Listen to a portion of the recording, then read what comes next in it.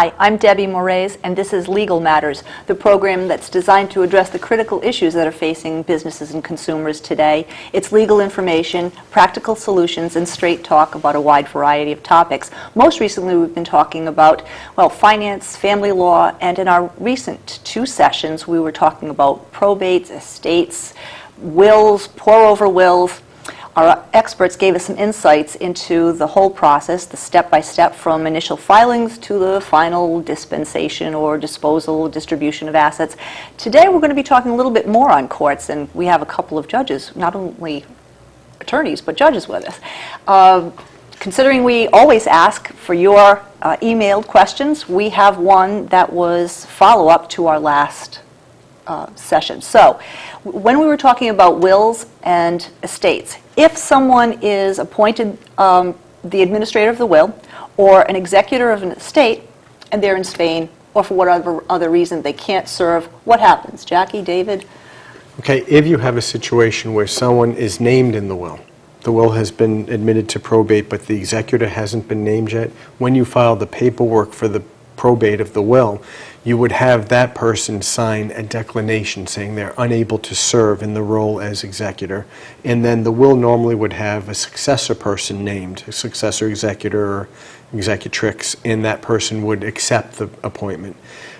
If the person has already been named as the executor, then they would need to do a resignation, and you'd have to advertise again if it was a situation where the will had to be advertised, to let the public know that that person's resigning as executor and the successor person is being named.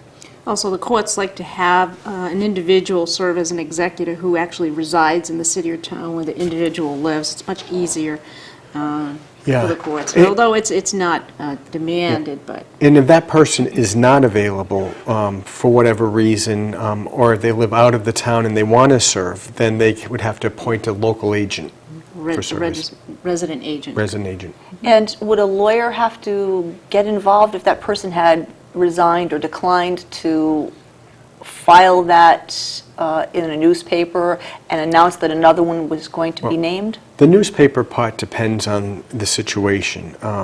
The probate court determines whether or not an advertisement is necessary. The important part is that the paperwork be filed correctly. So if you are comfortable filing the right paperwork, which in probate court it's almost all paperwork, then you can do it on your own. Otherwise, I'd recommend having an attorney do it.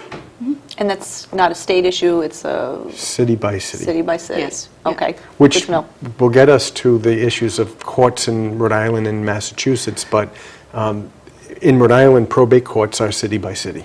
Interesting. So we are going to talk about courts today, and it's a little bit of a primer, I guess. Understanding the state and federal, there are 2 kinds, but who better to address that topic than our 2 attorneys who also serve as judges too. Jackie is the Chief Municipal Court Judge in Bristol, and David is the Municipal Court Judge in East Greenwich. Right. I assume it's where you reside, isn't it also? Exactly. And Yes. it needs to be, doesn't and it? David's the one and only. Well, David's the one and in only. East Greenwich, we're smaller. We have 1 municipal court judge. And it is in the ordinance that the municipal court judge in East Greenwich be an attorney who's been practicing for at least 5 years that lives in the city.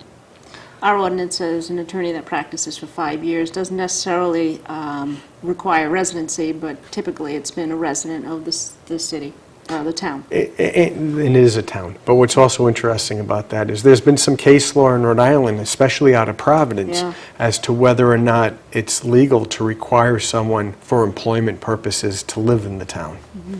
That is an interesting Yeah. side to that. Well, as we're going to address the court system, perhaps we should just back up. I know we should focus on where people live and what affects them most, and who better than Jackie Grasso and David Bizarre, Adet Bizarre, Cadero, Grasso law firm in East Providence. But how do we handle the overview of Supreme and, federal and state courts? What's the outline or breakout of it?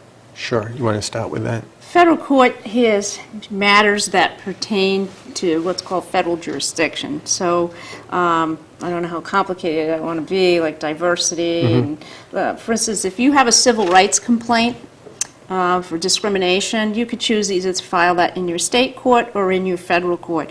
If you're going to put it in federal court, you have to cite the civil rights statute, 14 U.S.C. or something like that. Or 1983 action. 1983 action. If you cite the state statute and don't cite the federal statute, you can put it in state court. As a matter of fact, if you cite both statutes, it can be let me correct that. If you cite the state statute, you put it in state court. If you cite the state and the federal civil rights statute, chances are the case in Superior Court in the state will be removed to federal court, because usually defense attorneys like to put it into federal court. The advantage of having something in federal court is the process is much more quicker. It can be resolved a lot sooner than in Superior Court. So, for instance, right now, I think there's a backlog in Superior Court of a few years just to have a case go to trial. In federal court, it's on a speedy system, and it moves much quicker. Yeah, within. And here's a little bit of an overview that Jackie was explaining in more detail. The federal system has a Supreme Court that's in the Constitution, that, there shall be one Supreme Court of the United States. And then, legislatively, were created lower courts. The lower courts are the state of Rhode Island, for instance, has a U.S. District Court. Other states, bigger states, might have a U.S. District Court for the western part of Texas. But those are the trial level courts. Then, between the district court level and the Supreme Court level is a Circuit Court of Appeals. And those fall into different areas. The First Circuit Court of Appeals for Rhode Island is in Boston. Right. And then there's a Second Circuit, which I think is in New York, and so on throughout the country. So trial level, district court, federally. Second level, Circuit Court of Appeals, and then very few cases, but the next level would be to the Supreme Court. Apparently there are 94 U.S. district courts. Are they broken up based on geography and population? It's geography, state by state, and like I was saying, there's 94 because there are 50 states. A state the size of Rhode Island has one U.S. district court. Some need Makes a couple. sense. Several, right. What's interesting about the First Circuit is Puerto Rico is also part of the First Circuit. Right. Who would think Puerto Rico, because Rhode Island's such a small state. Right, and it's, where did they put Puerto Rico? It's in the First Circuit, which is mostly New England, so that is interesting. And You should also explain some of the subspecialty courts. great minds think alike, because he's reading my mind. Let's go. To add to what David was saying is there are specialty courts, federal court. For instance, bankruptcy court is federal. So not only do you have a U.S. district court that handles civil and criminal matters, you also have a U.S. bankruptcy court that handles only bankruptcy. And when I say that they handle, the technical term is subject matter jurisdiction. It's the power of the court to hear a particular type of case. So I cannot file anything but a bankruptcy case in the bankruptcy court. If I wanted to file a divorce in federal court, it would get kicked out because federal court specifically has a domestic relations exclusion. They don't hear divorce cases. They're not empowered. They don't have subject matter jurisdiction to hear that. In that case, I would want to file that in state court. And in our state, we have our state family court in Rhode Island.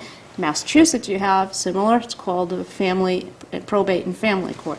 So they're together. Right. Yes. And what happens, just to finish the federal system, there's a few other subspecialty type courts. There's a U.S. Court of Claims, which is in Washington, D.C., but they actually will travel for cases. And one of the things they handle, which is interesting, I saw something yesterday with swine flu vaccinations. If you have a bad reaction to a vaccination, there's a Court of Claims where you can file a claim, and they'll hear it in that court. And each drug company pays in for vaccinations that they make a small amount of money, and if you can prove you had a vaccination and you were injured by it, it's a payment that is made to you.